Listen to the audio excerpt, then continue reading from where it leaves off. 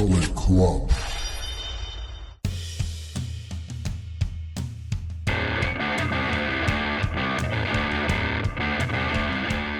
Hello and welcome back to the channel, or welcome to the channel if it's your first time with us. This is Allin Presents. I'm Leanne, your host for this video, and with me as always is Allin, my co-host.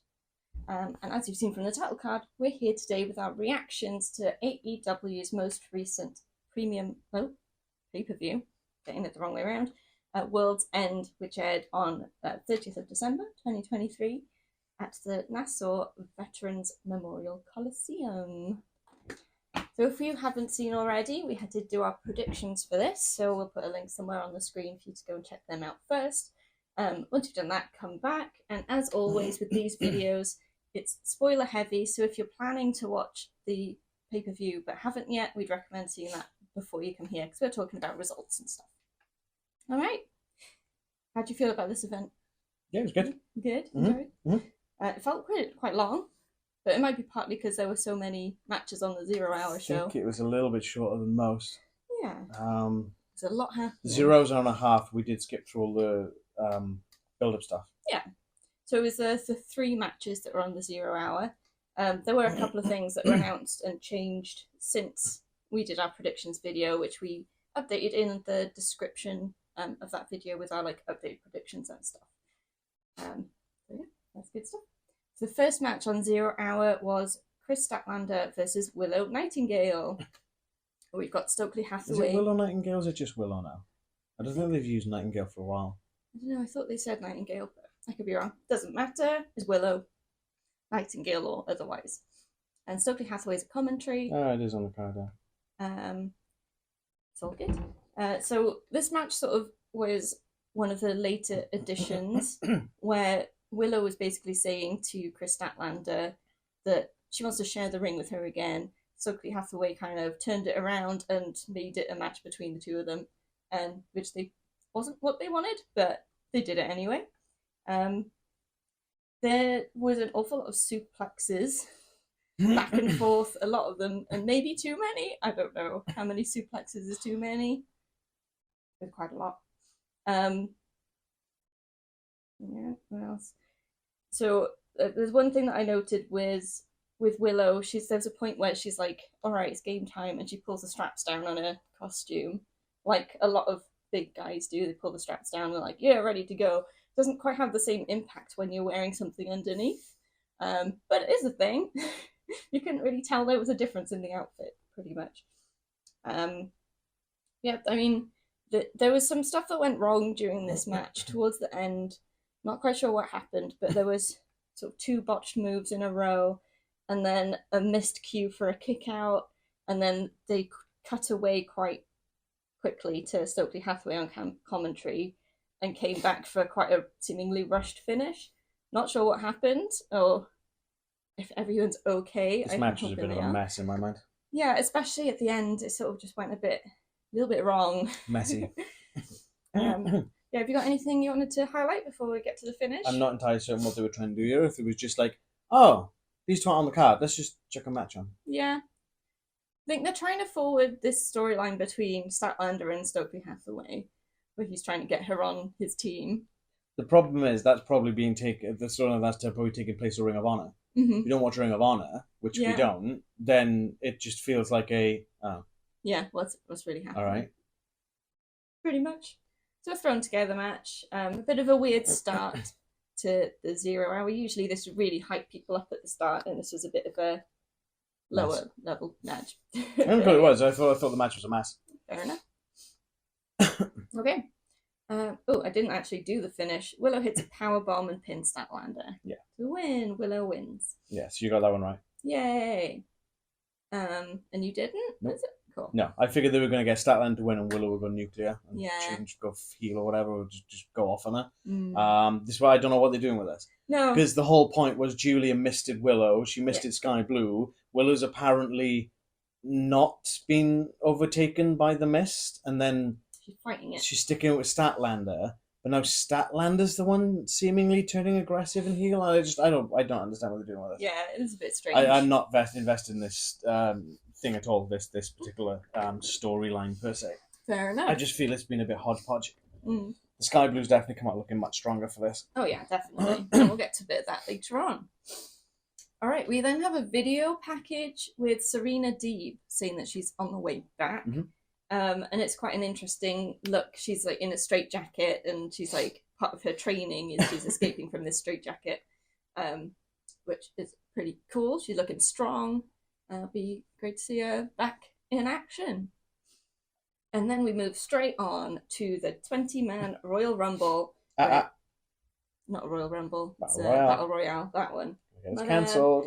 Where the winner gets a title shot for the TNT Championship anytime, any place. Well, not any place, in the ring. Anywhere. I think it's any arena, whatever place that they're doing wrestling. So this felt quite short for a Battle Royale, but I think that's because there's 20 people as opposed to sometimes they have 30. Most battle royals are 20. Oh, I don't know, felt a bit short then. It did.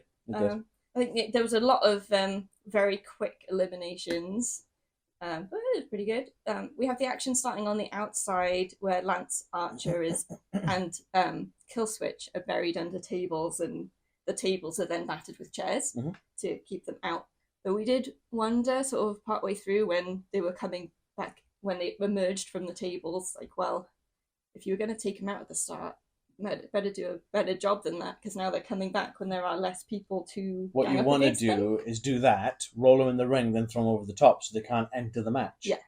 Get them out straight away when there's enough of you to gang up on them, right? So I've sort of. A lot happens in a Battle Royale, so I haven't gone into a lot of detail until we get to the final four, where we have Lance Archer, Killswitch, Danhausen, and Trent Barretta left in the ring. So we've got two big guys and two relatively smaller guys. Relatively. So we have Trent and Danhausen work together to eliminate Lance Archer, which is pretty impressive. And they do the best friends hug, which Trent then uses to throw Danhausen over the top rope, which is quite a fun move. Yeah. Bit of a backstab, but they'll still be friends. It's fine. It's every man for himself. So then we're left with Trent and Killswitch, and they both end up on the apron on the outside, having both gone over the ropes. And they both exchange blows. It's quite a good battle on the outside at this point. But in the end, I think it was a big forearm. Killswitch hits Trent with a big forearm, and Trent literally bounces down to the ground, meaning that Killswitch has won this opportunity. Yep. Which is pretty cool. Mm-hmm. We didn't have a prediction for this because we didn't know who was in it. Yes. So I think once we sort of saw everyone in the ring and things started happening, we're like, oh, maybe Killswitch wins it, and then I was rooting for Archer, but yeah, Lance Archer would be good. It's great to see him in action. He's such a talented guy. We went to Japan for a bit, so yes, he's bad. One thing about this match was there was a massive screw up. I don't particularly. Oh yeah. I appreciate his talent. I don't particularly care for the gimmick of honor, but Johnny TV did not go over the top rope. He went through the ropes and was eliminated through the ropes. That is not how you eliminate someone. It was a mess up. I think Johnny TV slipped or something, and he didn't go over the top. But yeah, that's a mess. That completely screwed up. It's because that was the planned way he went out. They kind of just went along with it. By the time they called it, they can't go back on it at that point. But yeah, didn't quite go. Well, you can argue with the ref that he didn't go over the top and then do another elimination. Yeah, I think this match was fun. It kept you guessing. Anything could have happened, which was great, and it got the crowd going. A good sort of addition to a 0-hour show. All right. Anything else before we move on? Nope. Next match, and the last match on 0 Hour, was Wheeler Yuta versus Hook for the FTW Championships. It's an FTW rules match. Yeah, I was going to say that, but the in didn't make sense in my head. So yeah. So Wheeler Yuta starts in the ring with the mic. He's bad-mouthing Long Island, which is where they are. And there's a really weird train horn noise a few times before Hook's music hits, and I still have no idea what that was about. They said something about it being Long Island's reference, but no idea. I guess it was interrupting Yuta, trying to get in his head, maybe. I have no idea. Who Probably knows? another sports thing or something. I don't know. Sports stuff. Sports. It was a fun match. A lot of equipment used. Hook does take a trash can lid to the head in quite a violent fashion. Looked quite brutal. And then another thing is Hook having a high cradle suplex, throwing Yuta into a trash can, which is like wedged in the corner, which is quite a good spot. Looked brutal again. These guys are great. Prefer Hook personally, for many reasons. You got anything to highlight? It was a decent match. I don't think it was the best, but it was decent. It was decent. The one thing I hate with the 0 hours is that the countdown during the matches really puts me off. Yeah. So you know how much time is left. Yeah, so they start this match and maybe like the 18-minute mark, for example, and then it's like, right, okay, they got like this long left. Okay, finish coming within the next 2 minutes. And you can usually clock it, and it's like, great, I hate that. So take the countdown off during the matches and leave it on during the talkie bits. Mm-hmm. Do they don't say like all time remaining for these ones, do they? I don't know. It's not like on the. And I did say when we were watching this, wouldn't it be cool if the pre-show or the 0 hour match actually spilled into the pay-per-view for a change? Because we've never seen that. No, we haven't. That'd be pretty cool. But it's either that would have to be a possibility, or it would be a draw if the time runs out. I suppose. Yeah. Yeah, we haven't seen either of those things happen on a 0 hour. So for the finish, Hook gets a chokehold on Yuta with the broken hockey stick. And Yuta taps out, so Hook retains the FTW championship. I put a fun match, quite a good way to end 0 hour. The crowd's hyped up. They've seen like bin lids being used, so they're ready for tables and chairs and things. Yep. Yep, we had that one right. Yay! All right, main show. World's End begins with the 8-man tag.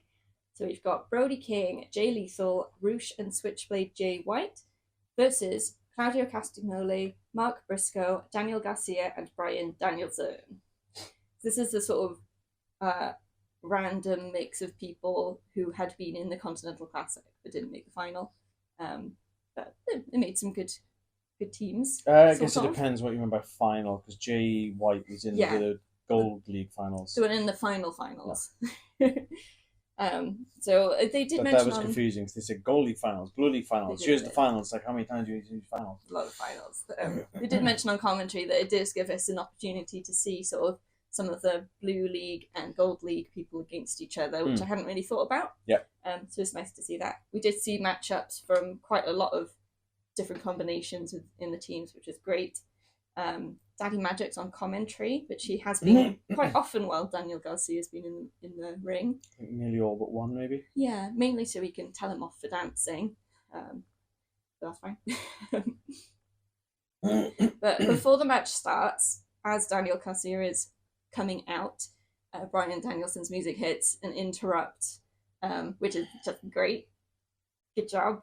Which sort of leads to a bit of a storyline through the match where Garcia and Danielson are butting heads, even though they're on the same team. Well, Bryan Danielson's a dick, so. Yeah, he's a dick. So we had Garcia tagging himself in when Bryan Danielson happened to be in the corner, but unfortunately, Brody King tagged himself in at the same time. So then you've got Garcia against Brody King, which is a huge size difference, and Garcia's team just like drops down off the apron, so he's got no way out. Another dick move. But to be fair, he did hold his own for a little bit, probably longer than expected. But I mean, he got himself in a bit of a mess because he was the one who beat Brody King himself. So not a good position to be in. Yeah. Okay. Anything you want to add about this one? No. Okay. So there was like quite a long back and forth with all 8 guys. They did the thing where like each of them takes down someone and then gets taken down by someone else on the other team. So everyone getting to like showcase one of their best moves kind of thing. Most of these are the finishers. Yeah, so they all like do their finishes on each other and then like roll out the way kind of thing. Then Garcia gets Brody King down. I can't remember exactly the move it was. Jay Lethal then comes in and tries to hit the lethal injection on Daniel Garcia, who dodges and counters it, rolling Lethal up to pin him for the win. I quite like Garcia getting the win for his team. But not over Brody King. Not over Brody King. And it wasn't Danielson that got the pin, so that made me happy. And Jay Lethal's the only one in the entire tournament to come away with 0 wins. Well, there we go. He's a real loser. I really enjoyed this match. It was fun. Constant. And sometimes it is nice to see like teams that aren't actually teams doing what they do, and to see how they sort of gel and what the chemistry is like, and how things can work even if the chemistry is not particularly there. So, yeah, nice start to the pay-per-view. Yeah, we got that right. Whee! Amazing. Next, we've got Miro versus Andrade, who is accompanied by CJ Perry. Andrade El Idolo. Andrade El Idolo. So CJ Perry is Andrade's agent and Miro's wife. Yeah. Which is fun. So Miro attacks before the bell. But this is fine, because this always happens. It's Miro, it's expected. But the match continues. I didn't get many notes for this one, although it felt like quite a long match. Sort of went a bit long. But impressive from both guys. I think we got what we expected from both of them, to be honest. So very weird moment with CJ Perry, where Miro was like yelling at her, "Is this what you wanted?" And then CJ Perry, who has an infection in her finger at the moment, just holds up her finger and said, "Is this what you wanted?" And my infected finger, and it just didn't make any sense whatsoever, because it's not like he caused that. So I don't know. This is a bit weird. I think I've said it before that I think she's overrated. Yeah, she can't really think on her feet very well, I think. No, there's something a bit off about her styles. I don't know, a bit weird. There we go. Do you have anything to say about this match before we get to the finish? Not until the finish. Cool. So Andrade has a figure eight, or he's trying to get a figure eight on Miro. He's almost there when CJ Perry just like rips his arms out from under him, sabotages the move, and then stands back looking smug. And Miro then hits a real big kick. I'm sure it's got a name. It's a big kick on Andrade, but hits the game over, and Andrade taps. So Miro wins thanks to his wife, but he looks confused as to what's happened. So I don't think he was expecting the turn. It'd be quite interesting to see where it goes. I don't think I've got is I don't understand what's going on here. Yeah, no one does. But Andrade is leaving, isn't he? Yes. So maybe they're just trying to find a way to keep CJ Perry in the picture. And the most logical thing is to put her back with her husband. He's worked a couple of CMLL dates recently, and speculation is he's going back to WWE. Mm-hmm. Probably to be with his wife, who's injured. Yeah. Which doesn't really make sense, because if she's not traveling because of the injury, then he will be traveling because he's not injured. It doesn't make Who sense. Who knows? Speculation at the moment, so we'll see what happens, I guess. And what on earth goes wrong with this storyline, if anything does. It feels like one of those things that could very well just fizzle out, and all of a sudden we never see CJ Perry again. Yep. Which is fine. We got that one right. Hey, we're doing good. Next, we've got a match for the AEW Women's World Championship. It's Riho versus Timeless Toni Storm, who's accompanied by Luther. Not a bad match, though there were like moments where the chemistry did not seem to be there at all between Toni and Riho. I think their styles being so different, maybe they don't gel very well. I would say size difference makes an impact, but Riho's always been great with Nyla Rose, yeah. So not quite sure what fell down. I think it's a bit of a theme this pay-per-view, I think, that something just felt a bit off for a lot of these matches. Hard to tell what it is. Maybe it's just the end of the year, everyone's just exhausted. Everyone's full of turkey still. Everyone's so full of turkey. There were some fun moments where there was a point where Toni had Riho by the arm, and Toni was on Luther's shoulders on the outside, and like he's running and she's dragging Riho. Oh yeah, they've done that before, yeah. To just like launch her off the apron, which was quite fun. We had Riho trying to reach the ropes when she was in a submission move, and Luther just pulls the ropes out so she can't reach them. Although Riho's arms are still under the ropes, so it still counts as a break, and Luther gets ejected from ringside. So a bit weird. I guess the difference it makes is that Riho can't use the ropes for leverage to get out of the move quicker. So that's something that Luther and Toni get out of it. There's a standard 4 count, so I don't know. Yeah, don't know. And there was another bit where Toni literally yanks Riho off the top rope as Riho's sitting on the top rope, just like launches her across the ring, which looked like quite a nasty landing. But that then leads into the finish where Toni hits a DDT on Riho and pins her to win. So Toni retains. Mm-hmm. This one didn't hold my attention. No. I'm not saying it was a bad match, but there was something that, I don't know, was missing or... something off. I can't even put my finger on it, but it just didn't hold my attention. Yeah, I definitely get it. There was an awful lot of very long pulls to the ropes as well, while Riho was in submission moves, which it takes an awful lot of time, and there's not a lot happening. So a little bit samey. And like I said, the chemistry not there all the time. Don't want to say whether... I wouldn't be able to tell whether either of them or both were at fault, or if it's just one of those things, just a bad day kind of thing. Maybe. Into predictions, you got that one incorrect. Boo! I got that one correct. Next one. There's no way Riho was beating Toni Storm. It was wishful thinking. Riho's great. Alright, then we have backstage, we've got an interview with Dante Martin about how he has returned from injury, and he's saying that it was a huge setback in his journey to being a champion, but he still wants it.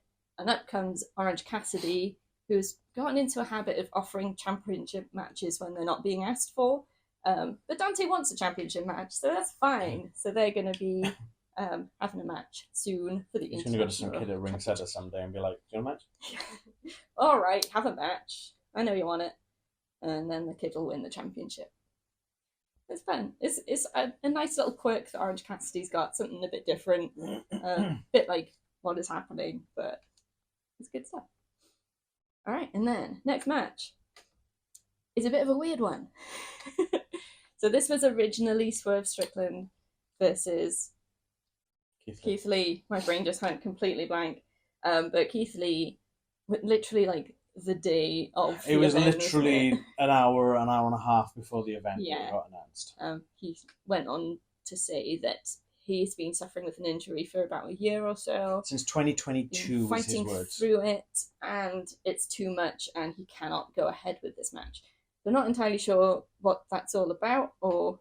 My bet, Keith Lee's so full of himself, and I don't like Keith Lee. I think he's overrated. He's so full of himself, he didn't want to lose to Swerve, so then he now pulls the, actually I'm injured card.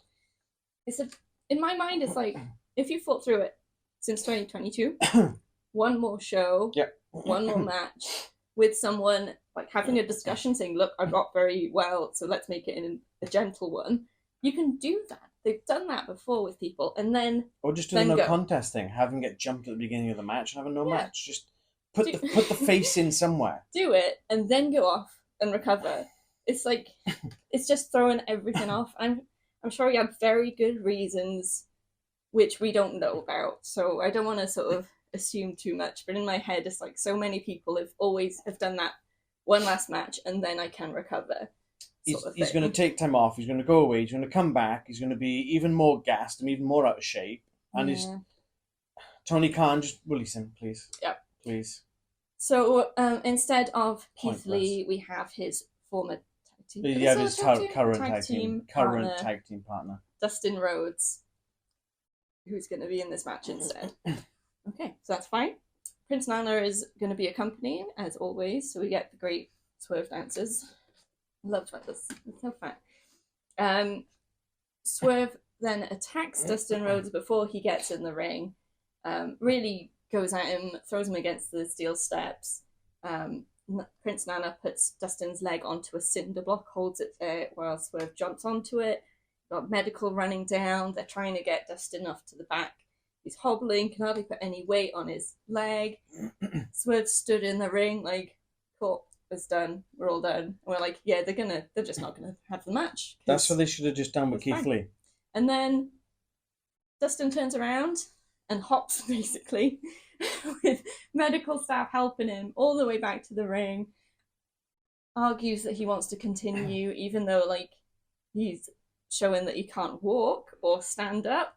But the ref allows it, and they ring the bell, which is wild to me, because the ref could easily say, "No, you're not doing it." It's not really about whether someone thinks they can. If they can't stand up, they can't have a match. But there we go.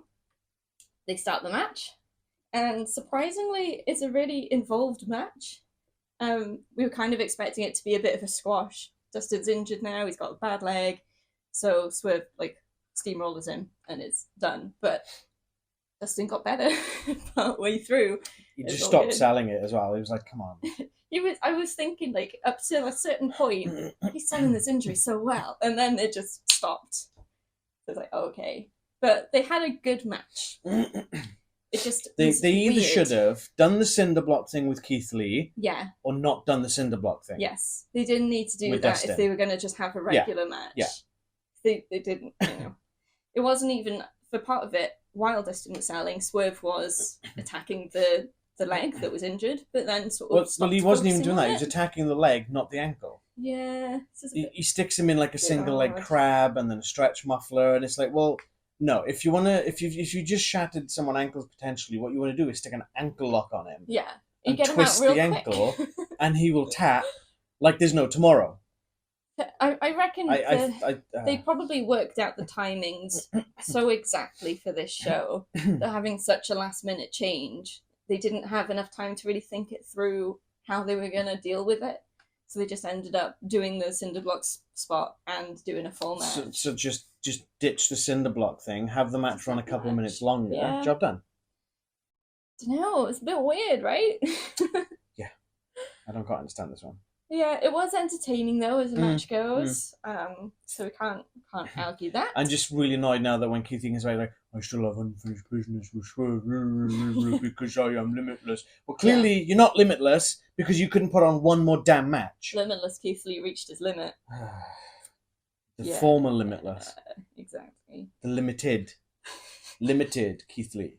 So the finish comes with Swerve hitting a double stomp from the top rope on Dustin Rhodes. Swerve stomp. Swerve stomp, that one. And pins him to win. Which we both got right. Yes.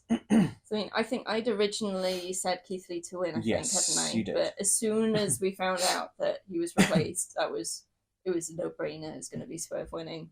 I still think this probably was the original plan with Keith Lee, take up the ankle and whatnot.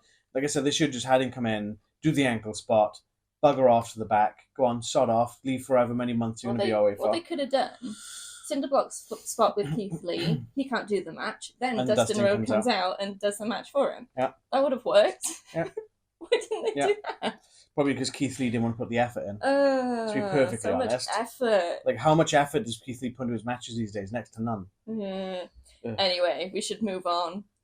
So we come now to 8-man tag match between, we've got Chris Jericho, Sammy Guevara, Sting and Darby Allin versus Powerhouse Hobbs, Ricky Starks, Konosuke Takeshita, and Big Bill. Probably a more logical order to have read those in. Yeah, Ricky Starks and Big Bill are tag champs. They should have been together. I don't know. I think I was just looking at them on the ring and just did it in that order. This is a fun match. Yep.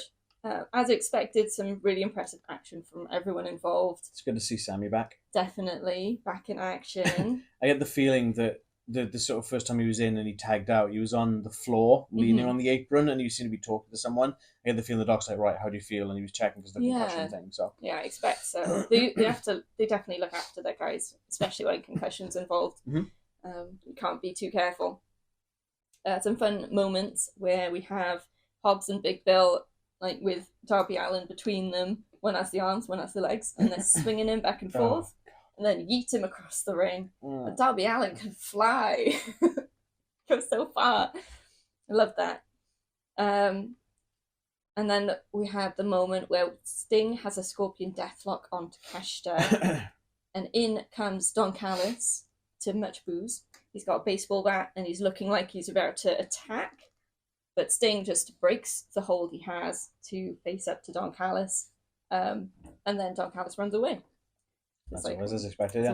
And we were like, well, if he had attacked, it would have been a disqualification. So obviously his intention was just to make Sting drop the move, which he did. So he's playing right into Don Callis' hands. Nice one, Sting.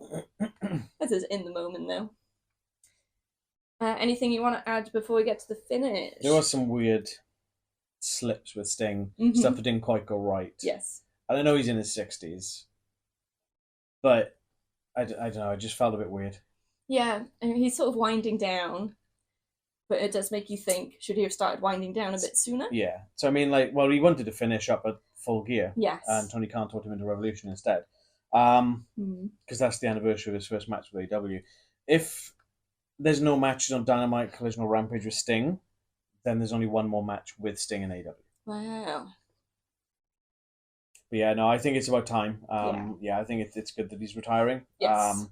He can't do this for the rest of his life. And I just really, really, really hope they're not going to go, Sting's opponent at Revolution is the Nature Boy. Woo! Ric Flair. Please don't. That would be just... Please don't. It's going to embarrass everyone, and we don't want that. Okay, so the finish. Sammy Guevara hits the GTH on Ricky Starks, and then a shooting star press from the top rope pins Ricky Starks to win. So that leads into some really good momentum for the Les Sex Gods. Because they will have a tag team title match against Big Bill and Ricky Starks. Yes. Because Jericho still holds that tag team title shot. In predictions-wise, we got that right. Whee! Good stuff! Alright, next one. Julia Hart versus Abadon for the TBS Championship. And this is a house rules match. And we can't remember if they actually said what the house rule if they did, I missed it. But from context during the match, it was that biting is legal. Something like that. You're going to look it up. Find out.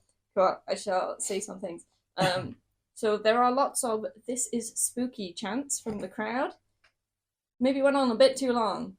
Like, "this is spooky" at the start was funny, but then they kept doing it through the match. It's like, are you enjoying it or are you bored? I'm not quite sure. I did really enjoy this match. I think there wasn't anything particularly special necessarily, but it was fun. And these are very interesting characters to be putting against each other. So it's always good to see how that dynamic works. Yeah, Abadon chose the situation of biting made legal for this match. Legal. So my question is, why didn't Julia do any biting? Well, for one, you wouldn't get face paint in your mouth. Yeah. 2, most of Abadon is covered. Yeah, that's true. Julia's arms are bare. Julia's legs only have tights, whereas Abadon has ring gear on all of her, pretty much. Yeah, that's true. There's a bit of midriff section showing. There's a little bit sort of here showing. Yeah. I wouldn't want to go biting anyone's close to her armpit. So, fair enough.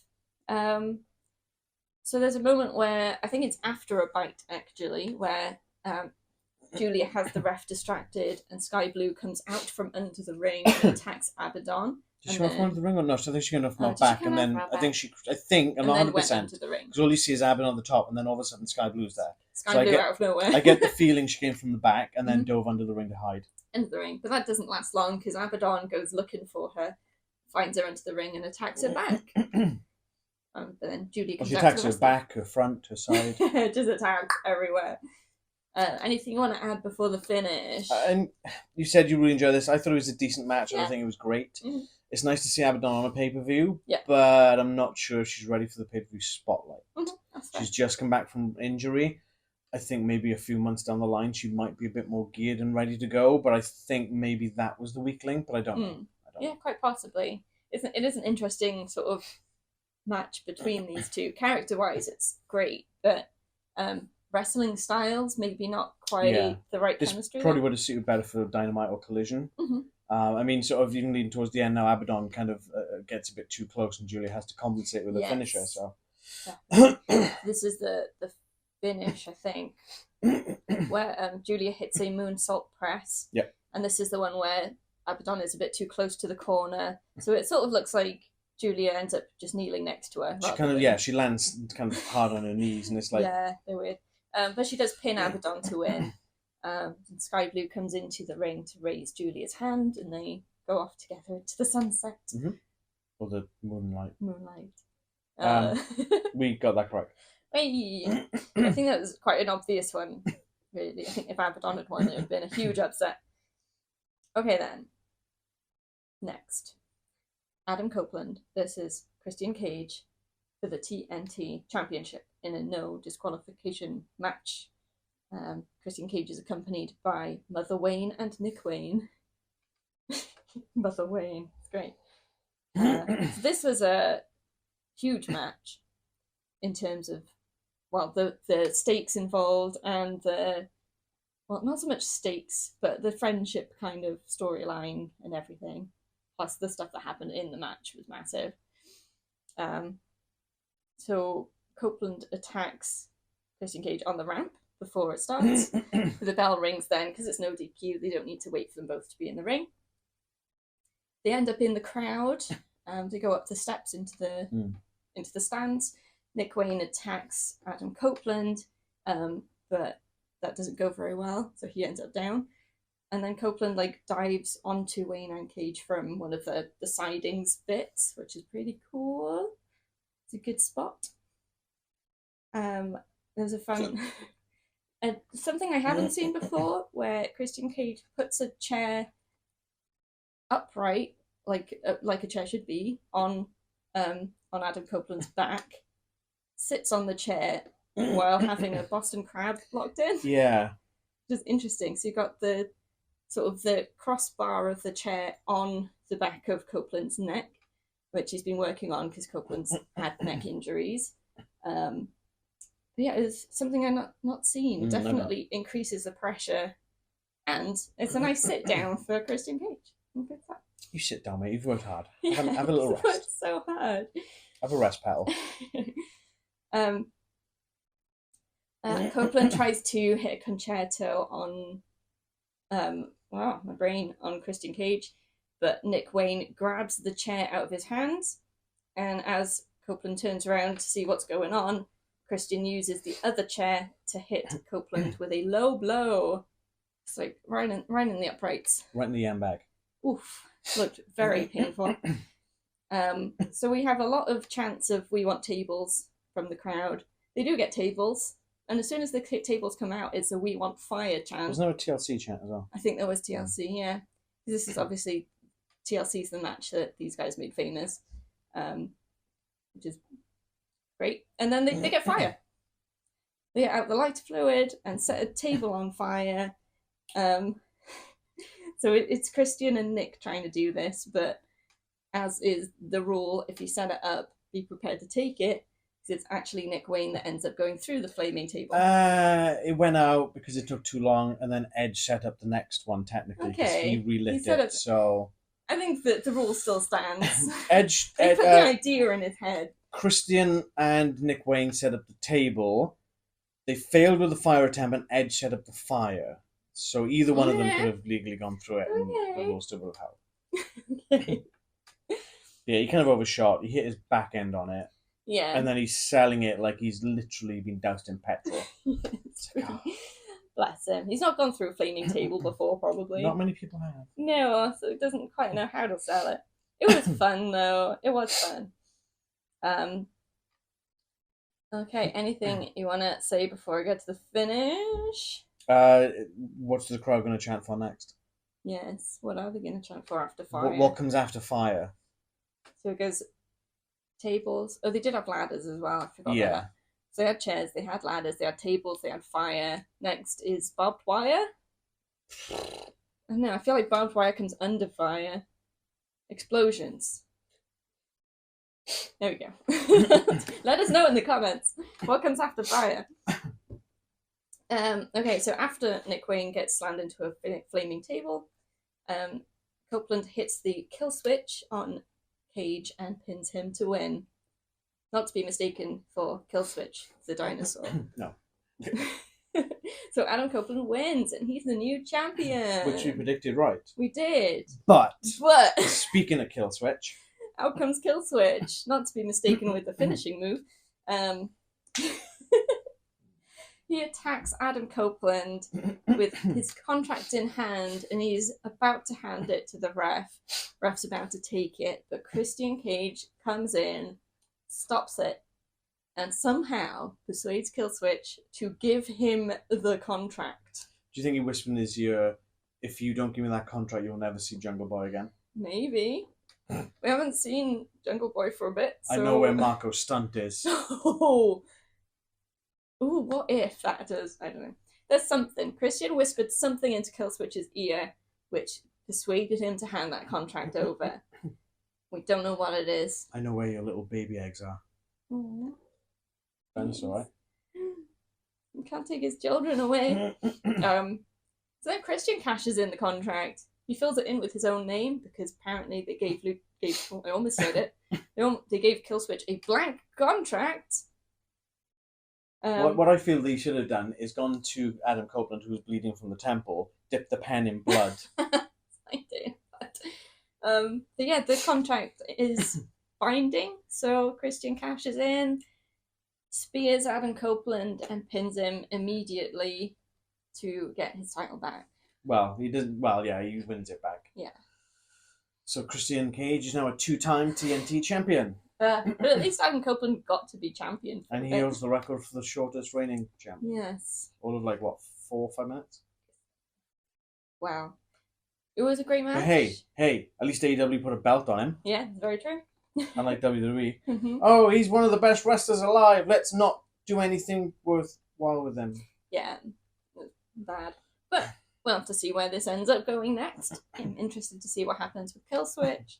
So I was just thinking when you said about explosions, what if the blow off of this is Revolution and like I've said before with something else, I can't remember which match, but it might have been this barbed wire death match with the explosive stuff. Explosive barbed wire death and retcon that awful thing that happened previously. Oh, we don't want to think about that. Do it better. Great. Unexpected twists and turns, good storytelling. And technically we still got that prediction right because Adam Copeland did win the match that was scheduled. Because the cashing in was a separate match. Just very short. Alright, good stuff. Next, Jon Moxley versus Eddie Kingston. And this is the Continental Classic Finals. So this is for all the belts. Which are? The Ring of Honor Heavyweight Championship? World Championship. World Championship, that one. The NJPW, New Japan Pro Wrestling Strong Championship. Strong Openweight Championship. I read the word strong on the belt and just wrote that down. Yeah, it's openweight. Not gonna lie. And the inaugural, I think that's the right word, Continental Crown Championship. Yeah. Which we're pretty sure is a belt. They had been saying just the Continental Crown, so we weren't sure if it was going to be like a defendable championship, but I think it is. We'll find out. Yeah, I still don't quite know. There we go. The match. We also have Bryan Danielson on commentary. Oh, bugger off, Bryan. Pretty much.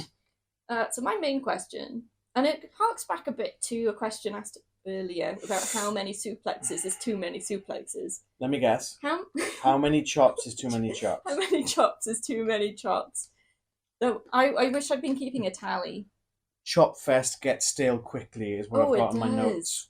It really does. I mean, it works sometimes, and they could have done it a few times. The rapid fires in the corner are fine. Yeah. When you get the constant slap, come at me, slap, my turn, slap, and they're doing this for like 2 dozen. It's a long time. And then multiple times. If they do that one spot of that, I think they can just about get away with it. But if it's multiple times through the match, it's like, oh, this again, okay. That drew me out really quick. And it makes the match feel really long. Yeah, and so repetitive. We found out how long that match was, because it felt ridiculously long. So I put that, in a sense, it is a needed break from the high-paced stuff that's been happening in other matches. But I think it might have been a bit too much chopping. Yeah. So yeah, too many chops. That's sort of all I've got until the finish. There were some good moves and some great selling and storytelling through the match. There was that, but the chopping did sort of overshadow a bit. Yeah. No, yeah, it did. Yeah. So if after the finish, at the finish, they have another chop fest. So. Yeah. 17 minutes and 20 seconds was the length of this match. It is fairly long. So this was 30 seconds shorter than the world title match. Yeah. Considering through the Continental Classic, the time limits of being 20 minutes. I know this didn't have a time limit, but very, very rarely would you get that close to it where they were calling for 5 minutes. I know there were a few matches where they did, but there's one match which went two other matches. So the other one was the Blackpool Combat Club team versus blah blah. That's the other fine. match that went longer was 25 minutes long. Is that a 20-man rumble? No. Not rumble. No, that only ran for 13 minutes 50 seconds. Okay, what Christian Cage versus Adam Copeland. Okay, there were loads of stuff. Whereas the second match ran for 11 seconds. Love it. There's a lot of variety in that match, so you want it to run longer. But when it's just repeating the same thing, you don't want it to run longer. There we go. So Eddie hits a real big chop and pins Moxley to win. No, he didn't. He hit him with a back fist. With a back fist, all right. Spinning back fist. To my untrained eyes, it looks like just a big chop. He turned and he kind of cracks him the back of the fist. Right. And he must have hit that maybe half a dozen times. Yeah, it's a bit of an anticlimax of a finisher. But that's his finishing move. What's his main finishing move? Is the Yoga. Yeah, that's true. It's a spinning back fist. But Moxley is like Superman. Yeah. Got loads of them. There you go. So Eddie Kingston retains the Ring of Honor Championship. What do they call him? He's the first modern day Triple Crown champion, something like that, or the modern era Triple Crown champion. So he gets his 2 belts back and a new one, so he's profited from this. And then my question is, does Tony Khan pay for the extra luggage weight? Yeah, going through the airports? Because those belts are not light.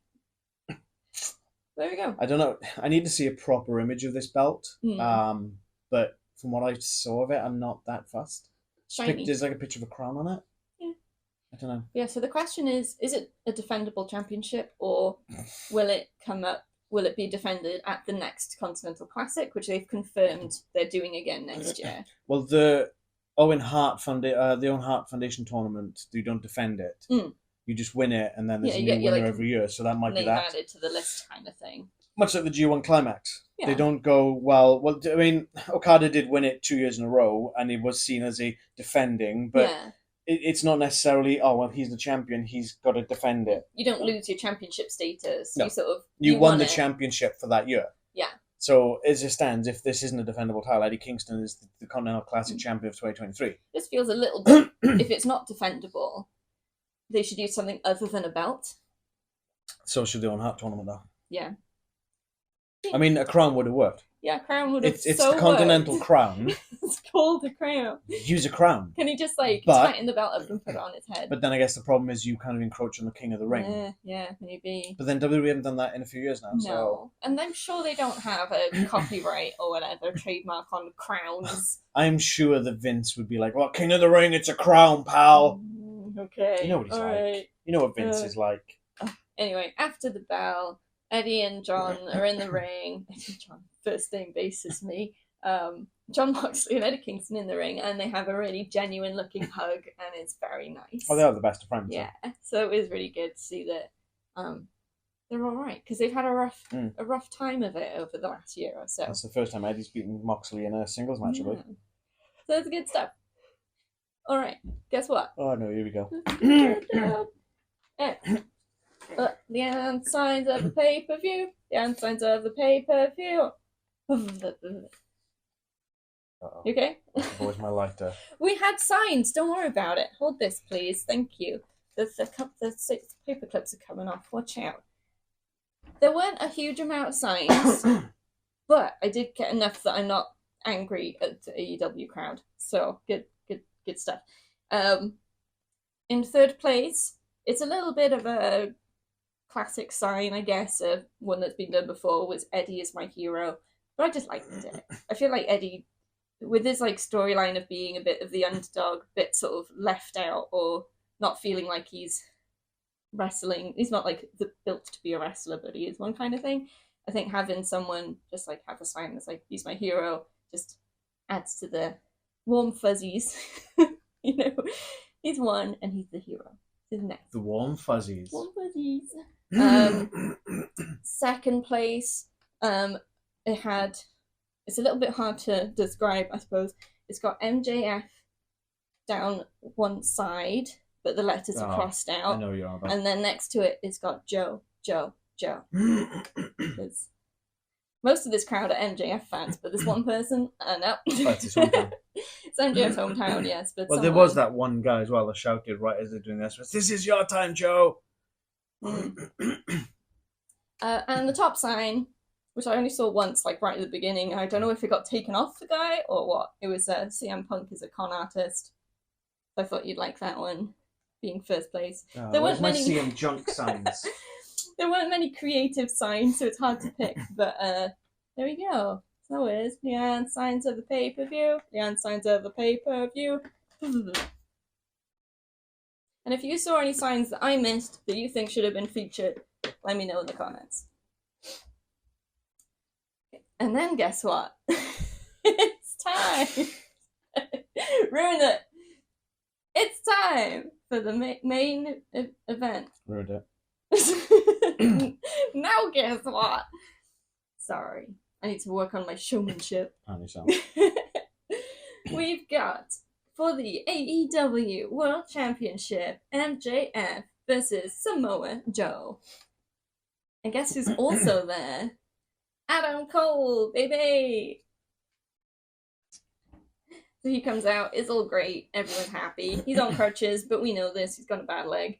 For MJF's entrance, they do this video package, which features, I think, just people from Long Island talking about how great MJF is and how great Long Island is. So he's good because he's from there, and that he's their scumbag. But it does include one guy who doesn't want to say that MJF is his scumbag, and then they insinuate that security beats him up until he says it. I think it was just two other fans. I wouldn't say security. Oh, they looked like they were in had walkie-talkies and glasses. Maybe I missed that.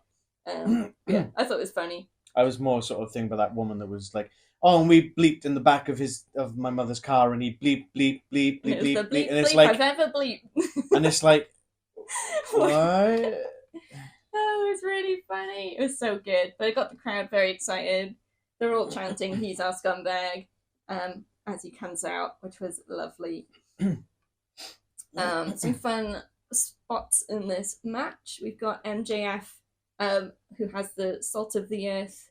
He's trying to get the salt of the earth on Joe, but because of his injured shoulder, he can't quite get it. So he's got his tape that's wrapped around his wrist, and he's sort of using that, wrapping that around Joe's hand so he can grab it and pull it back without extending himself, which I thought was quite clever. Didn't quite work out for him, but it was a good idea. Didn't quite work. We also have Samoa Joe going for the Kakuna clutch. Kakina. I can never say it. Kakina clutch.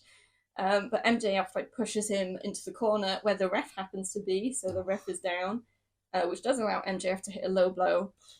But yeah, and then it sort of takes us to the finish. It was quite a energetic match, quite a lot happening, but not so much. It was quite standard at the same time, if you know what I mean. Nothing really standing out during the match itself, apart from those bits to me. 2 failed kangaroo kicks.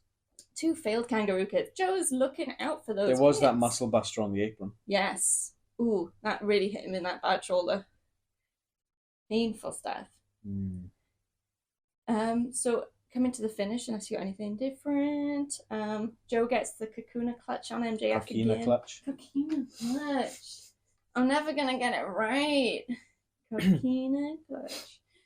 And MJF just gets knocked out. Ref does the old 1, 2, 3, and even the ref is like, he drops it down. The hand kind of goes higher up on Joe's knee, and the ref's just kind of like, oh, the ref was not expecting. Ring the bell. I think it's very rare that the raising the hand a couple of times thing doesn't end up with them coming back. So I think the ref played that really well. Yeah. Just the shock, but then calling it. So Joe is the new AEW World Champion. And we were just like, it was probably the most jaw drop moment. I don't know, next to Christian cashing in was probably the biggest jaw drop moment. No, I think this is. That's just about right for Christian Gage. Yeah, true. I wasn't expecting MJF to lose in his hometown. No, crazy. But he didn't tap out. No, but he got knocked out. I know, but it's good, right? He didn't give up. Yeah, but he couldn't answer the rest call that. His brain gave up for him. Yeah, so you got that one right. I did. Oh. And then we come to after the merge. So Adam Cole gets in the ring. MJF is clearly distraught. So Adam Cole Joe's walked out at this point. Is saying, you gave it your best. You fought with everything you had. It's okay. Come on. Kind of thing. It gets him up on his feet. And then the masked men appear. 4 masked men. 2 of them obviously have those tag team championships that they won. And they get into the ring. They have both MJF and Adam Cole held back, while one of them has a chair and is looking like he's going to hit, I think, Adam Cole first. Kind of look like it, yeah. And MJF is yelling, no, hit me, hit me. So they go to hit MJF. Adam Cole is yelling, no, hit me, don't hit him. And then the lights go out. For quite a while. Yeah, it's a good, maybe 20. Oh, we get the devil's going to come out. Someone's coming out. Lights go back out. And we see Adam Cole sat on the chair with the 4 men standing behind him. They pull their masks off. And it is the Kingdom and Wardlow. Yeah. So Adam Cole is the devil. And then he pulls out the mask. Yeah. Drops it on MJF. After they beat him down a bit more. Yeah. So that was one of the 2 options that we thought it was going to be. And I'm pretty sure I covered that in the predictions video as well, that I believe that Adam Cole, given that he's the one that goaded Max to taking the title match with Joe. Be a man of your word. You've got to. It's your word. Mm-hmm. And then obviously having that, it was a pleasure doing business with you. Yeah. That could be a reference directly back to when Adam Cole was like, you've got to keep your word. Quite possibly. And you were saying at the start of this match, Adam Cole's wearing all black. He never wears all black. It's usually yellow because he's got yellow gear. He's usually wearing yellow or different colours. Yeah, but he was all in black, and that just looks sus. And I was just like, no, he would never. Adam Cole's lovely. And no, he's the devil. So now Adam Cole lowered the boom. Lowered the boom. So MJF has lost the tag team championships. He's lost his world championship. And he's lost his only friend. I'm wondering what the game plan would have been if they were still ROH tag champs. Yeah. Interesting. So the tag champs now, did you catch which of the 2? I did not, because they kind of all bounced around. They jumped in the ring, and I imagine it's the 2 of the Kingdom. I'd imagine it's Taven and Bennett. Strong, yeah, Taven and Bennett, I reckon. Because they're like. Oh, do you notice Roddy didn't have his neck brace on as well? Yeah, he's neck strong. And Adam Cole is mask strong. So it's interesting to wonder at what point this was all planned. Was it right from the start? Apparently, it's been from the start. So all of the stuff with Adam Cole helping at the house and being like doing everything. Tony kind of said the man in the devil mask has always been the same person from the very beginning. Oh, I love it. It's a long burn. It's so good. But we'll see what happens next. I imagine in their community are like, oh, this is rubbish. This is crap. Yeah, well. Cry me a river. It's real glass. There could have been. It could have been a few people in the end, but the 2 candidates was that or Jack Perry. Yes, but I think it makes sense because this way it means that MJF has lost everything. Adam Cole screwed him over from the very beginning, and they're probably going to do vignettes and stuff where it just puts it all out there of well, you should have seen this coming, kind of thing. I did see, obviously I've checked the different sites and stuff, there was a conference, they've not mentioned that MJF's taking time off, but there is speculation that if it's not immediately, it's going to be very close to immediately that MJF will be taking some extended time off TV, because he is pretty banged up. He's earned it. He's earned some time off for sure. So whether or not they just do a final bit on Dynamite and just completely write him off for a few months or whatever, I don't know. They might have just written him off then. Yeah. And that'll be that. And then he'll come back at some point and then they'll be like, oh my god, MJF's back.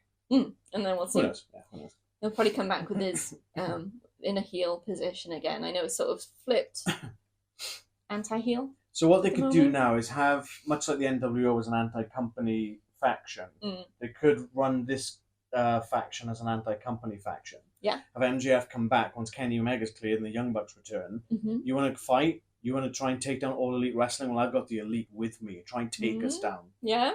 Cool. And that could work. Yeah, definitely. All right, so final thoughts. What was your least favourite match? Riho vs. Toni Storm. Yeah, I agree with that. Yeah, it was just that lack of chemistry and that Yeah. something off. That it just didn't hold me. No, It's the only one that same. didn't really hold my attention. And I had written that down before you said your bit, so Yeah. all open. Favorite match? Adam Copeland, Christian Cage. Yeah? Yes. That's what you predicted it was going to be, wasn't Yeah. it? In terms of story, hmm I was hoping it'd be MJF and Joe, Yeah. but the story didn't play until after the match. No. So in terms of bell to bell, I'm actually going the Continental Classic 8-man tag Nice. with Brody yeah. King and Daniel Garcia and all that. I thought that was a really great great. match. It was non-stop. It kept you like, oh, this is great. There was always something moving. There was always moving past. I thought that was the best match of myself. Cool. Love it. So on the whole, it was a good pay-per-view, but it's definitely not up there with AEW's best. No, there was some bits were like, oh, that's a misfire. That's a misfire. Missed steps and it felt a bit disjointed in places. Willow Statlander match was a mess. Yeah, I know that was on the pre-show. But... but it's still part of the event. Yeah. Toni Storm and Riho just didn't hold my attention. Mm-hmm. Sting, the slips with Sting every few, that was a bit, alright. I sort of feel like the first 2/3 are a bit like, what's happening? And then the last third it ramped up and it was there was some... But then saying that the Chop Fest, that was awful as well. I didn't like the Chop Fest. There was no need for it. Yeah. I'd have to go back and look through and see what the best pay-per-view of the year would be. But have to do that on socials or something. Yeah, maybe last month. We have had some amazing AEW pay-per-views this year. It's a shame to be sort of ending on a bit of a low note, but there were some gems in there. Yeah. I was by no means a Payback. No. Or SummerSlam. Exactly. Absolutely not. Yeah, definitely still worth watching. But if you are looking to just watch a shorter version, maybe this will have helped you skip some. So what's next, Leanne, in our wrestling catalogue? Goodness me, it's the Royal Rumble, isn't it? Which is when? End of January. 27th of Jan, so our predictions will be up about a few days before that. Yeah. Then I think the next one after that's going to be Elimination Chamber, followed by Revolution, I think. Cool. And then obviously we're on the road to WrestleMania at that point, so plenty of wrestling content. Yes. We'll have, are we putting the Coming Soon image up tomorrow, New Year's Day, or are we going to put it up the day after? We'll find out. Monday or Tuesday. Keep an eye on our socials for that. Yeah, one of those. Yeah, anything else? I think that's it. I think next week's going to be a bit of a quieter week because it's New Year's week. We're going to have one video up next week.